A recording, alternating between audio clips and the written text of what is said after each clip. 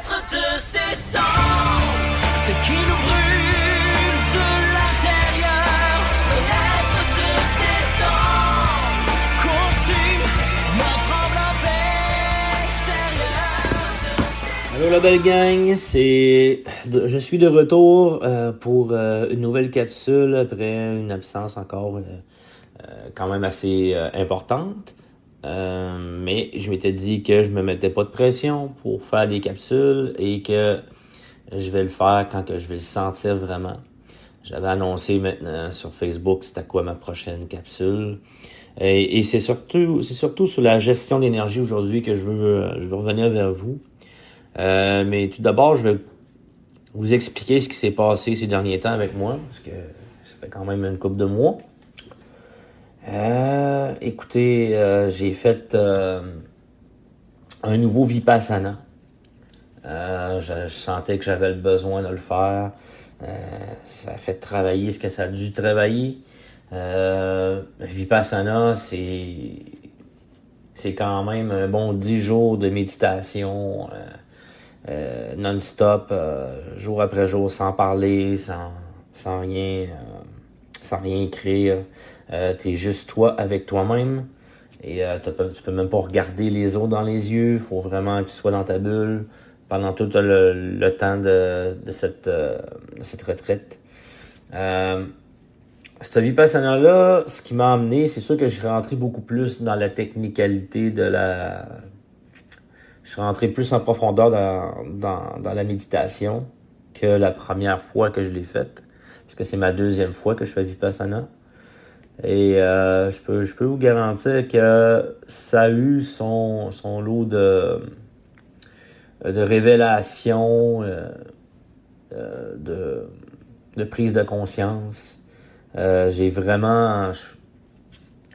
sûr que les prises de conscience, c'est bon, mais l'intégration, c'est autre chose. Comprendre qu'on a créé alentour de nous, par nos réactions, de la souffrance. Par rapport à ce qu'on réagit, on a créé de la souffrance chez les autres. Par rapport à... Il y a toute cette prise de conscience-là qui est là.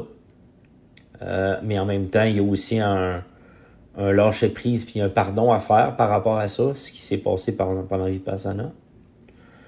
Il a fallu que je me pardonne d'avoir créé autant de souffrance alentour de moi.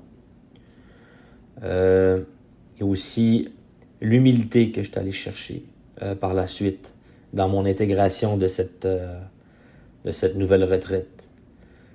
L'humilité de on n'est pas assez intelligent pour comprendre où ce qu'on est rendu dans notre processus de libération. Parce que moi, après Vipassana, je me suis dit, j'ai compris, là, tu sais, je me suis repenti sur les erreurs que j'ai faites, les réactions que je pouvais avoir explosives, et toutes les réactions que j'ai pu créer alentour de moi, toute cette souffrance que j'ai pu créer alentour de moi, par mes réactions, par mes patterns, par les illusions que j'entretenais dans mon esprit. Oui, cette prise de conscience-là. Mais il y a eu aussi le fait qu'il a fallu que je me pardonne tout ça, ce qui s'est passé pendant la retraite. Je suis tombé en humilité. Mais par la suite, après Vipassana, c'est ça, je m'étais dit, maintenant je le sais, ce que ça fait. J'ai une certaine sagesse maintenant par rapport à ça. Et je suis certain que je vais être capable de me maîtriser à l'avenir.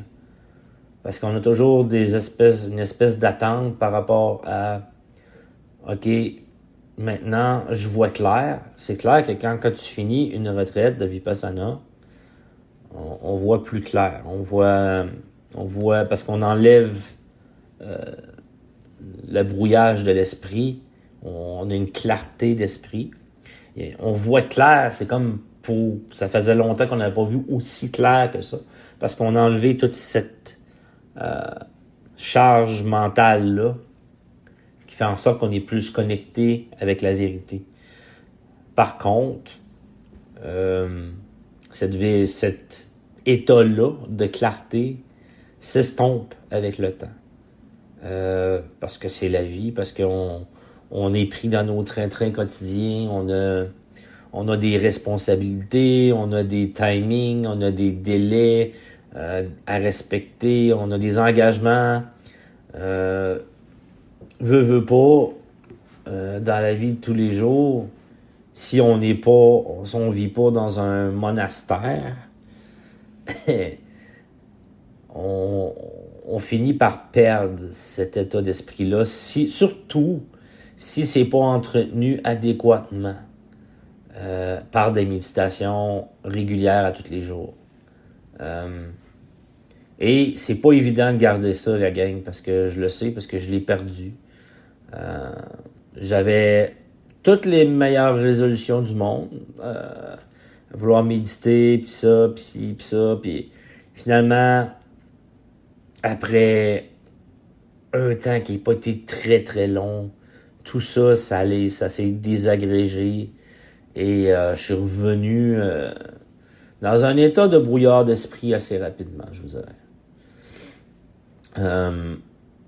Et évidemment, tout ce que je m'étais dit après la retraite, je le sais maintenant, je suis capable de me maîtriser dans mes émotions. J'aurais plus d'explosion. L'explosion de frustration, de colère. Je comprends maintenant. Et la gang, quand on est là-dedans, là, c'est de l'ego spirituel. Et j'ai eu encore un petit épisode de ça. Et par la suite, je suis tombé en immunité par la suite et je me suis guéri de ça. Mais j'ai eu des attentes. Je me suis créé des attentes par rapport à où ce que je pensais que j'étais rendu dans mon niveau d'intégration de la pleine conscience intégrative ou dans mon niveau de clarté d'esprit ou dans mes patterns, dans mes schémas, dans mon niveau de clarté mentale. On n'est pas intelligent pour comprendre vraiment où est-ce qu'on est rendu dans notre libération. Et ça, ce qui me fait perdre de mon fil, ce qui me fait revenir dans mes anciens patterns, c'est bien évidemment la gestion d'énergie. Et notre gestion de l'énergie, c'est là que je me suis rendu compte à quel point elle était importante. Peu importe ce qui arrive dans notre vie, si on ne se gère pas, et si on ne gère pas l'énergie, ça va finir par nous rattraper. Ça va finir par revenir par la porte en arrière, ça va être subtil. Il va y avoir un moment donné où c'est qu'on va l'échapper. Et quand on va l'échapper, parce qu'il va y avoir eu de l'accumulation, de frustration, de résistance, parce que on n'aura pas entretenu ça, cette gestion-là. On n'aura pas entretenu le lien par rapport à ce qu'on s'était dit après la retraite. On n'aura pas entretenu toute cette technicalité de la maîtrise, toutes les sensations qu'on sentait, les sensations subtiles après les méditations, pendant les méditations. Tu finis que tu n'es plus capable de rien ressentir parce que ton esprit est devenu grossier à nouveau. Tu retombes dans un schéma d'auto-sabotage. Tu retombes dans un cycle de mort et de renaissance. Et surtout, tu comprends l'humilité et on ne sait pas comment qu'on va réagir par la suite. L'humilité de hey, je suis rendu où est-ce que je suis rendu, point. J'ai pas d'attente à me créer. Je vis le moment présent. J'ai pas à me dire ou à me faire croire que je suis rendu plus loin que qu'est-ce que je suis rendu, ou me prouver à moi-même que je suis rendu à un certain niveau. Ça, c'est de l'ego spirituel ou de l'ego pur et simple. Et je suis tombé dans ce piège. De croire que j'étais capable de me maîtriser complètement dans mes émotions. Mais je suis allé chercher un très beau cadeau, celui de l'humilité complète. De toute façon, là, quand on regarde là, les maîtres ascensionnés, les maîtres les maîtres spirituels qui sont dans le monde, il y en a, ça existe. Mais jamais eux ils vont se dire qu'on est des maîtres ascensionnés, on est rendu à un tel état, suivez-moi parce que moi je connais le chemin, ou il y a personne qui va dire moi je suis rendu plus haut ou plus loin que certaines personnes, ou j'ai développé ma conscience plus qu'un ou plus qu'un autre, ou il n'y a pas de comparaison qui peut exister à quelqu'un qui est rendu dans ces états-là. Tout le monde reste humble et tout le monde reste interconnecté aux autres.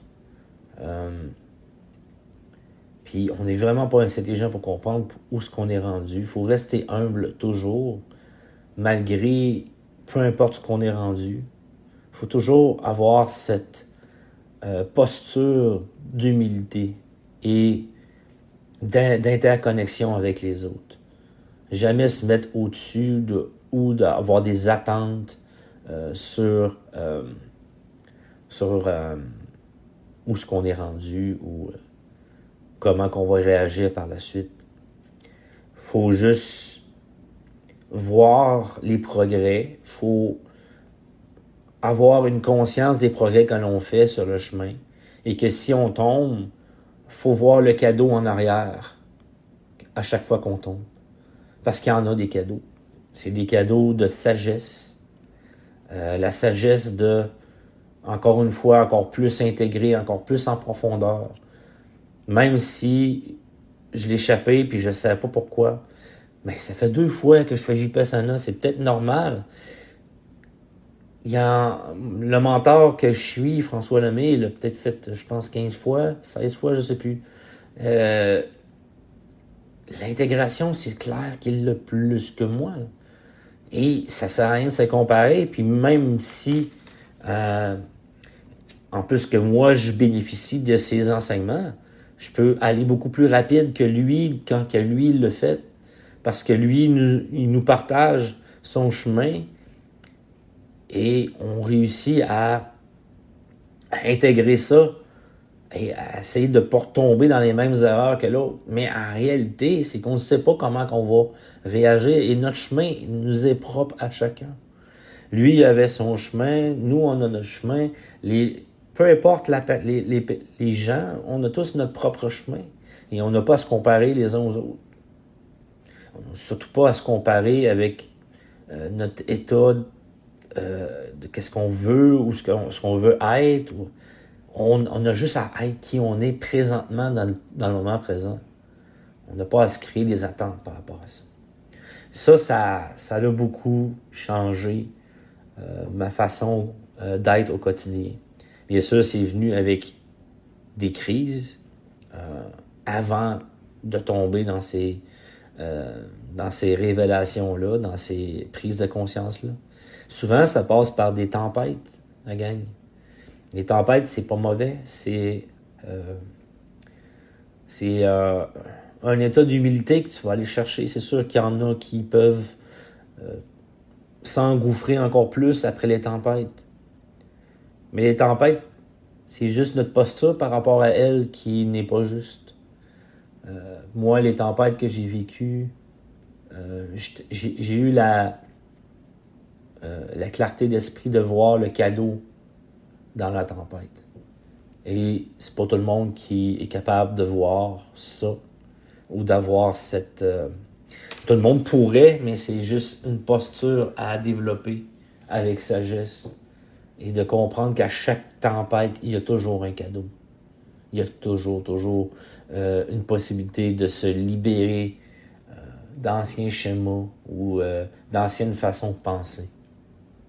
Et c'est ce qui s'est passé pour moi. Fait que ce que ça m'a amené, au final, l'humilité, comprendre aussi.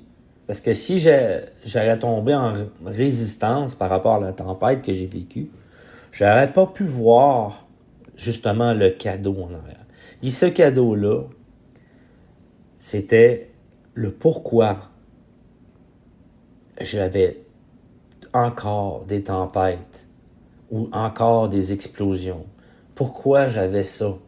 Pourquoi? C'est quoi qui créait ça au final? Ces explosions-là. C'est quoi qui crée ça? Ben moi, c'est clair que c'est ma gestion d'énergie. C'est la saturation par rapport à vouloir se battre pour son point de vue. Et c'est là l'impact de la justification sur l'énergie. Elle est là la grosse prise de conscience par rapport à ce que j'avais tendance à faire ou à reproduire dans mon couple.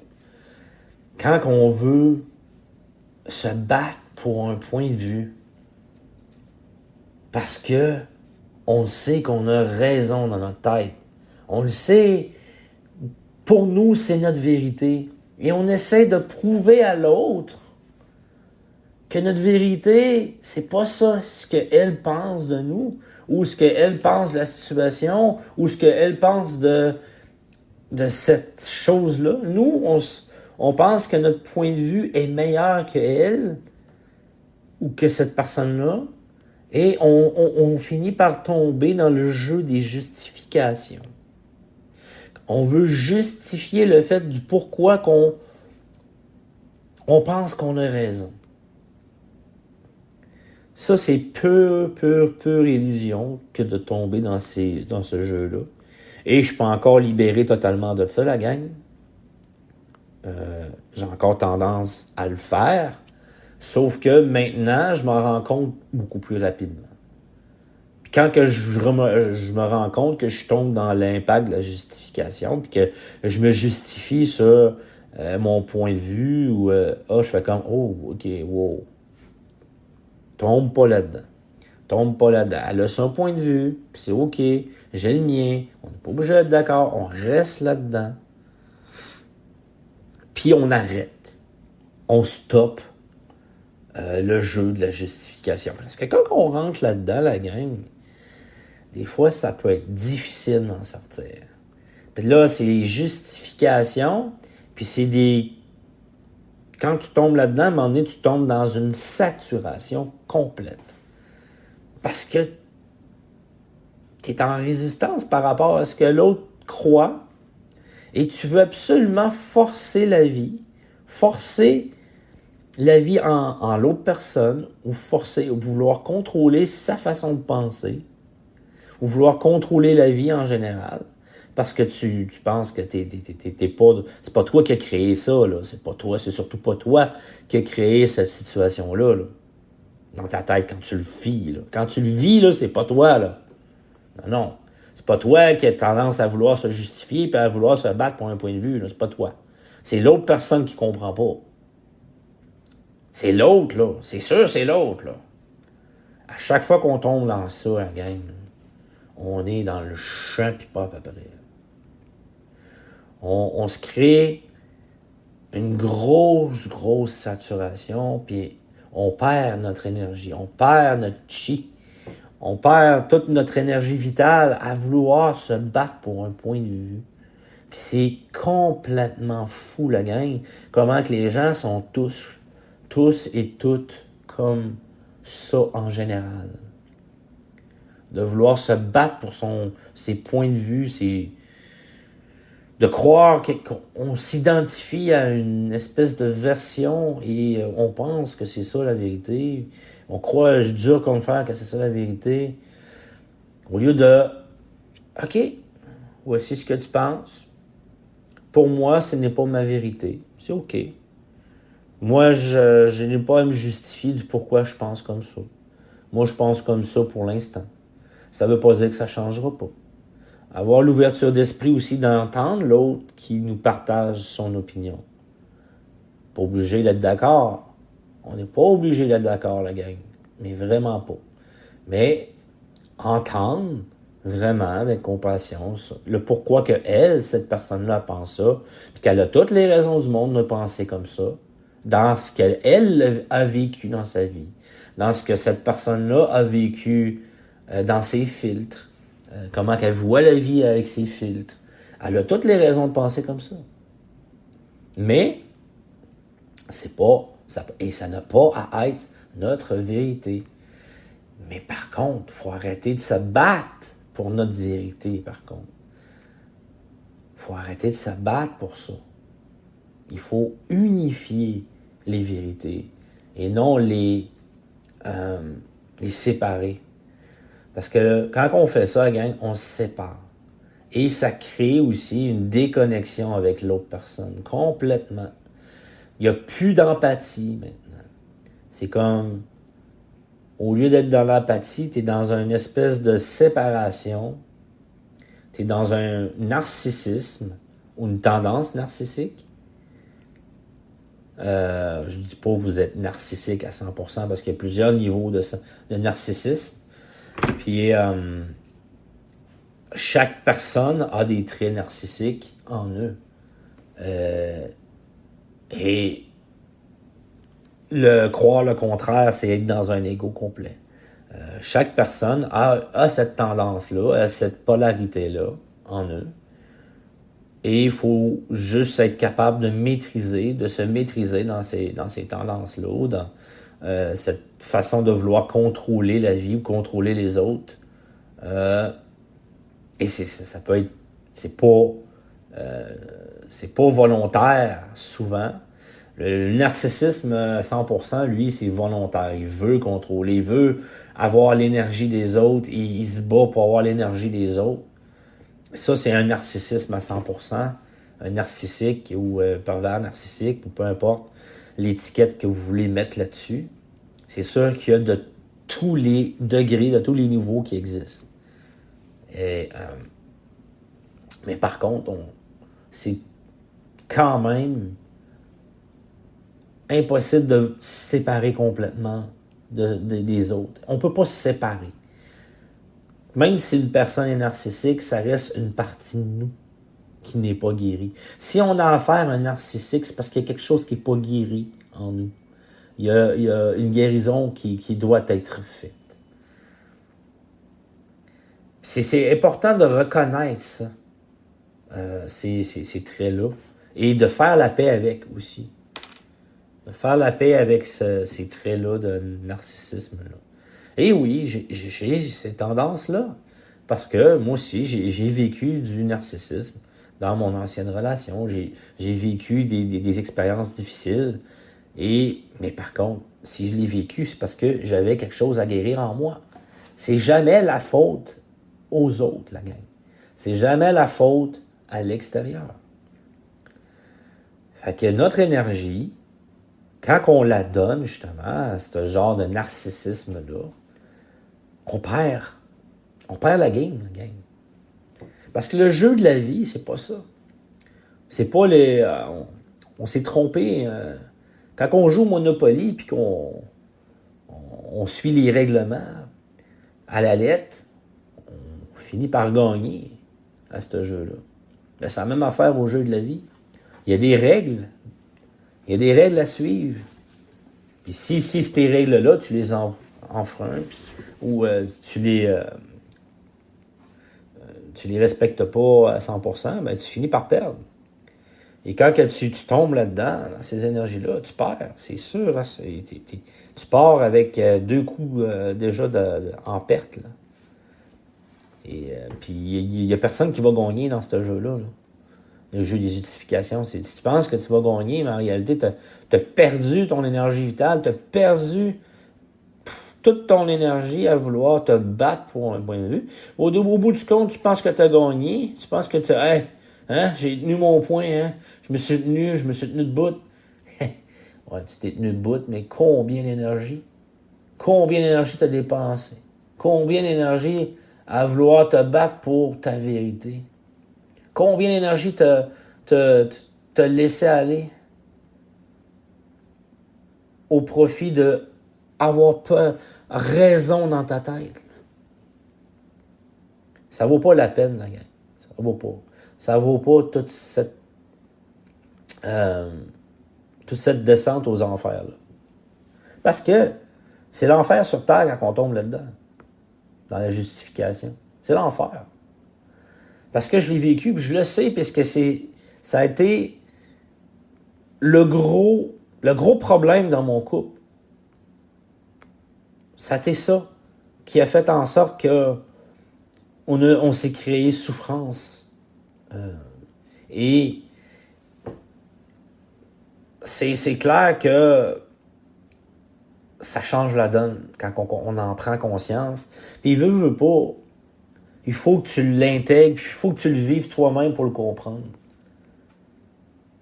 À quel point ça a un impact important dans notre énergie. Ce pattern de justifier, de vouloir se justifier sur notre point de vue, c'est tellement drainant l'énergie, la gang. Mais croyez-moi pas, testez. Continuez de vouloir vous battre pour vos points de vue. Continuez de vouloir vous battre pour dire que vous avez raison avec quelqu'un qui, lui, n'est pas rendu à la même place que vous, ou il n'a pas la même conscience que vous. Ça donne rien. C'est comme vouloir empêcher le soleil de se lever. C'est impossible. C'est la vie qui s'exprime à travers l'autre personne. Puis c'est la vie qui s'exprime en vous. Vous avez... La vie, elle passe à travers le prisme de votre conscience et vous l'interprétez d'une façon qui vous est propre à vous. Il n'y a personne d'autre qui voit la vie comme vous la voyez. Et essayez de vouloir que les autres voient la vie exactement comme vous, c'est impossible. Impossible. Tu pourras jamais forcer les autres à voir la vie comme toi tu la vois. Jamais. Puis vouloir faire ça, c'est comme vouloir empêcher le soleil de se lever. C'est comme empêcher la Terre de tourner. C'est impossible. La vie, elle continue, elle poursuit son chemin, que vous vouliez ou non. Et c'est d'accueillir et d'accepter ça. Que chaque personne voit la vie différemment. Que chaque personne voit les situations différemment. Et c'est impossible de se battre pour quelque chose qui leur est propre. C'est impossible. Puis c'est important de vouloir préserver son énergie pour être capable de faire face par la suite aux choses de la vie, parce que la vie, elle continue. Là, tu continues à aller travailler, tu continues à faire tes projets, tu continues à t'occuper de ta famille, tu continues à faire tes repas pendant ce temps-là. Puis si tu es encore dans une situation passée où c'est que tu tournes en boucle une situation, puis t'es pas d'accord avec ce qui s'est passé, puis t'es pas d'accord avec qu'est-ce qui est arrivé dans le passé, mais qu'est-ce que tu penses que ça fait? La vie, elle continue, elle n'arrêtera pas de tourner parce que toi, tu as un problème avec la vie. Là. Non.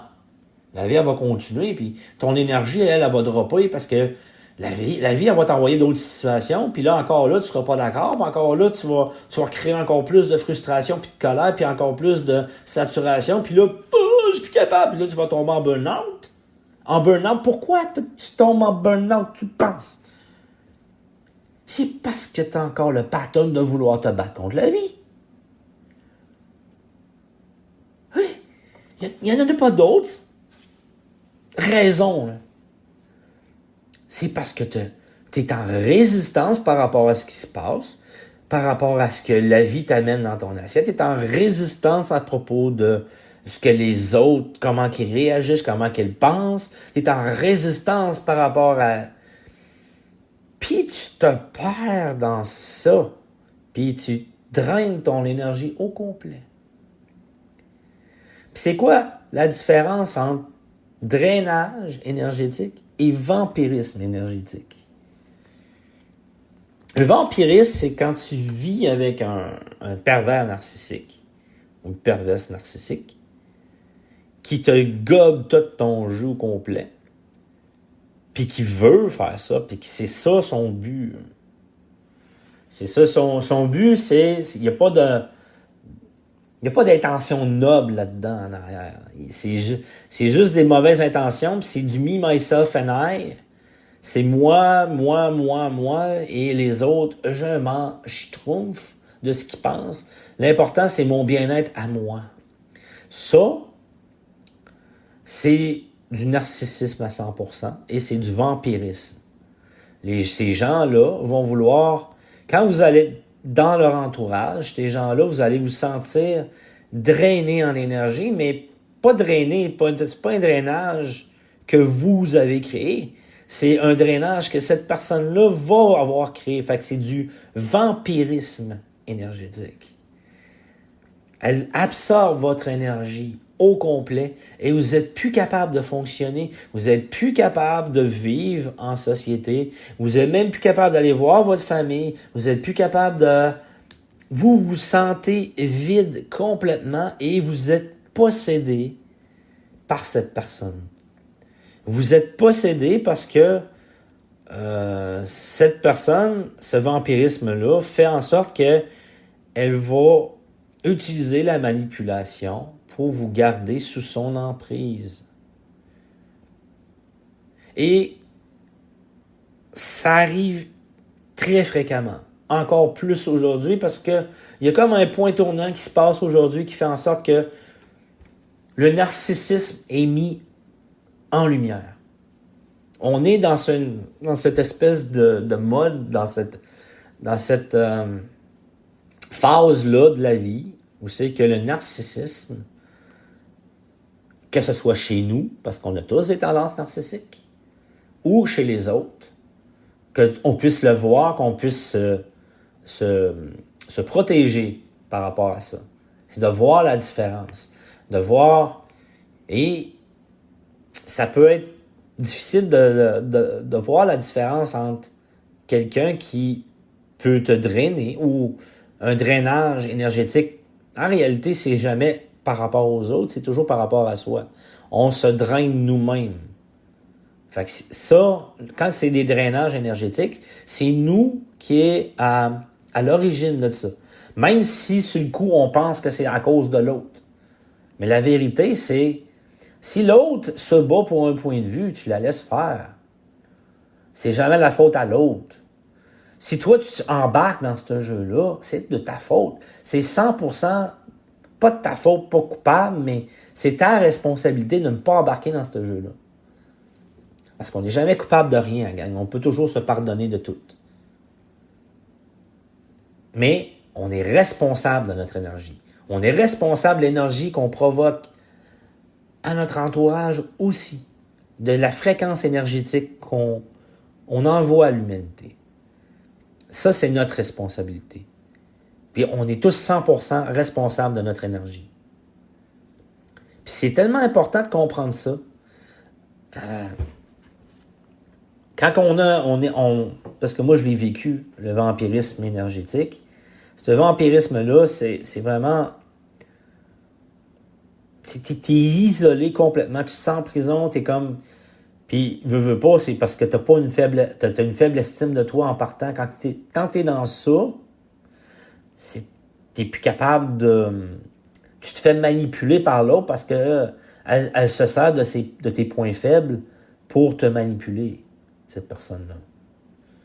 Et c'est exactement le genre de personne qu'il faut vraiment se protéger. Mais pour ça, il faut que tu t'aimes assez pour être capable de sortir de ce cycle-là. Parce que ce cycle-là, Il va t'emporter dans les fonds, mais vous n'avez pas idée. Là. Ça, c'est vraiment là, toute ton énergie, mais que ce soit l'énergie monétaire, que ce soit l'énergie spirituelle, que ce soit l'énergie de ton corps, peu importe, toute ton énergie va y passer. Parce que c'est juste l'énergie, on est toute énergie. C'est que de l'énergie. Et tu vas devenir l'ombre de toi-même. Tu te reconnaîtras même plus. Les gens te reconnaîtront même plus parce que tu vas être devenu une autre personne. Tu vas être devenu une marionnette, un pantin, un pion que le narcissique va utiliser à sa guise. Tu vas être sous son emprise. Et tu vas... Ça, c'est complètement du vampirisme énergétique. Et on peut tout, parce que je l'ai fait, j'ai réussi à m'en sortir. Il a fallu que je suive une thérapie. Il a fallu que je sache que ça existait, ce genre de choses-là. Il a fallu que je sache que j'étais dans une relation toxique. Parce que pour moi, c'était... Je pensais que tout le monde vivait ça, là, quelque part. Tu sais, en plus, t'es tellement dans le déni. Les gens, ils ont beau t'avertir. Quand t'es dans ce mode-là, c'est comme si tu t'appartenais plus toi-même. C'est comme si t'étais possédé. Mais vraiment manipulé comme une marionnette. T'es plus toi. T'es plus capable de penser par toi-même. C'est l'autre qui pense pour toi. Je l'ai vécu, je sais c'est quoi. Puis chaque personne qui a vécu ça va pouvoir vous confirmer ça. Quand tu vis ça, c'est très, très, très souffrant. Très souffrant. Puis après ça, il faut que tu te rebâtisses quand tu sors de ça, il faut que tu te recrées une identité. Parce que tu ne sais plus t'es qui. Là, tu reprends contact avec ta famille, tu reprends contact avec la réalité. Ça prend du temps, la gang, de sortir, puis de se guérir de ça. Et je le sais. Je l'ai vécu. Je peux aider les gens qui sont dans ce mode-là. Je peux aider les gens à se sortir de ce cycle toxique-là. Parce que je l'ai marché ce chemin-là. Je sais quoi faire. Mais il va falloir que vous ayez de l'aide de votre entourage. Moi, j'ai eu la chance de me faire aider par ma famille. J'ai eu la chance de me faire aider et c'est ce qui m'a fait sortir de ce cycle-là. Mais c'est très épuisant, mais c'est aussi épuisant le drainage énergétique que l'on se crée à soi-même. C'est aussi épuisant. Et ça aussi, tu peux tomber dans une espèce de j'ai plus le goût de rien faire, j'ai plus le goût de... l'énergie, ça reste de l'énergie. Que ce soit du vampirisme ou du drainage, qu'on se draine nous-mêmes par nos patterns, ça reste qu'on se vide de notre énergie, de notre chi. On n'a plus le goût de rien faire, on n'a plus le goût de sortir, on n'a plus le goût de voir notre famille, on n'a plus le goût, on s'oublie et on devient aussi une autre personne. Parce qu'en réalité, on ne vit pas notre véritable identité. Parce qu'on est drainé en énergie, on n'est plus nous-mêmes. Fait que c'est ça l'impact aussi. Il y a des techniques pour ça. Il y a des techniques pour sortir de ce mode-là. Mais c'est tellement important, la gang, de faire des méditations, de faire, ou de se faire suivre aussi, de se faire suivre par quelqu'un qui peut nous aider, qui a déjà marché ce chemin-là. Ou d'aller chercher de l'aide de des gens qui peuvent vous comprendre dans ce que vous vivez. Parce que moi, j'ai eu la chance d'avoir une famille qui était là pour moi, puis qui savait ce que je vivais, puis qui m'ont donné la main, qui m'ont aidé, qui m'ont pardonné aussi. Parce que je m'étais isolé complètement de ma famille. Ils m'ont pardonné malgré tout ça.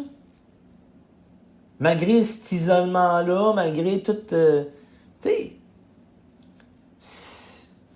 Ça vaut de l'or, ça aussi. C'est important de bien s'entourer.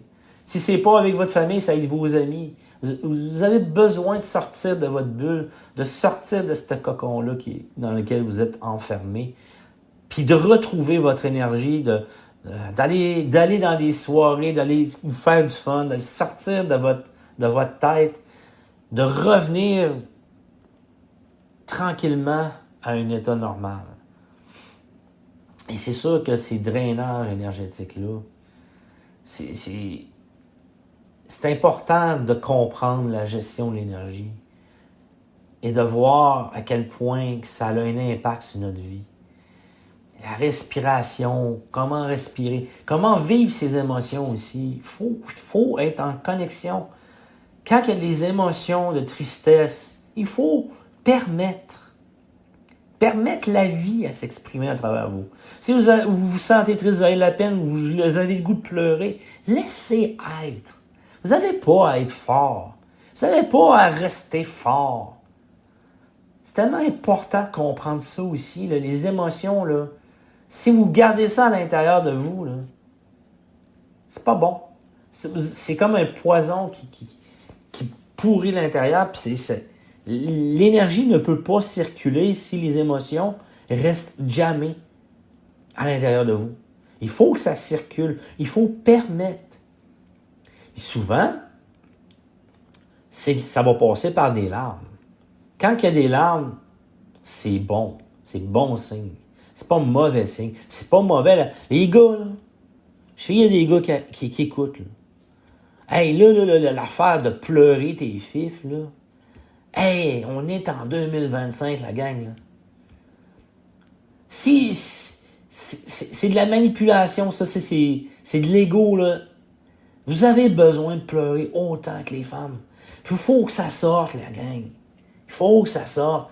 Laissez les choses être. Il faut arrêter de contrôler.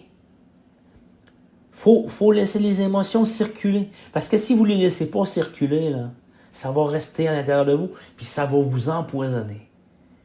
Vous allez vous drainer encore plus. L'énergie, il faut que ça circule. C'est la même affaire pour l'argent. C'est la même affaire pour n'importe quoi. Si vous gardez de l'argent, puis vous gardez ça dans un compte en banque, puis qui pourrit là, c'est malsain parce qu'il va rester là, puis vous n'allez jamais vous en servir. Il faut que ça circule. Il faut que l'énergie circule. Il faut la laisser être. Il faut la laisser s'exprimer. Il faut que les émotions s'expriment.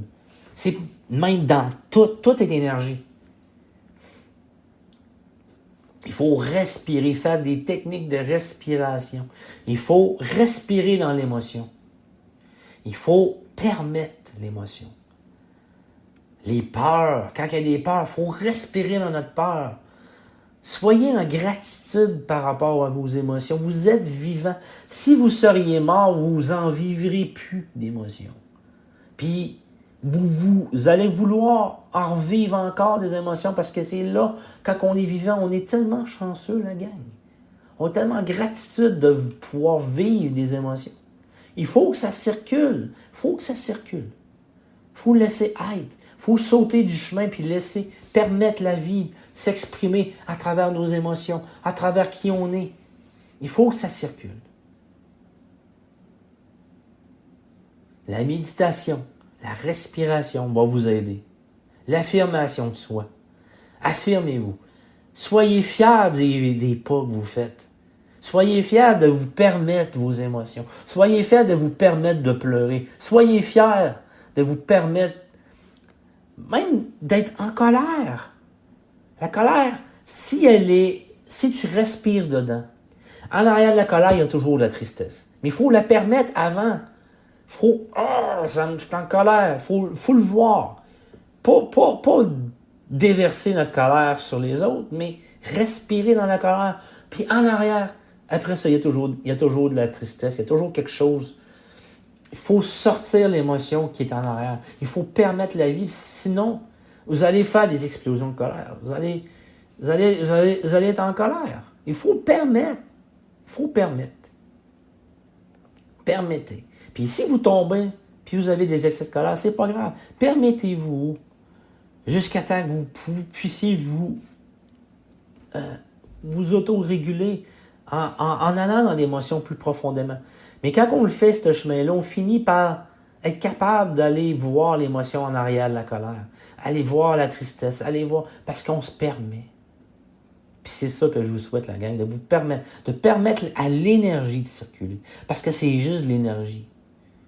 Ça prend l'équilibre. Il faut trouver son équilibre. Il faut trouver l'équilibre en arrière des émotions. Trouver l'équilibre émotionnel.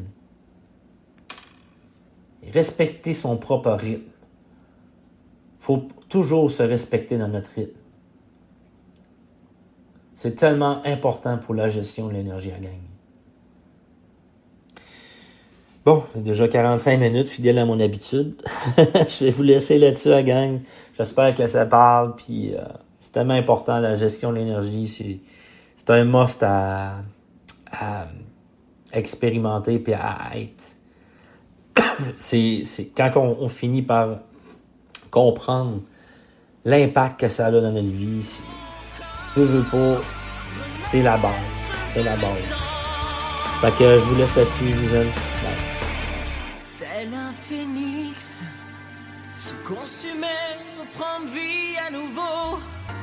Et tel un phénix, se sentir pousser les ailes dans le dos. Et renaître de ses cendres.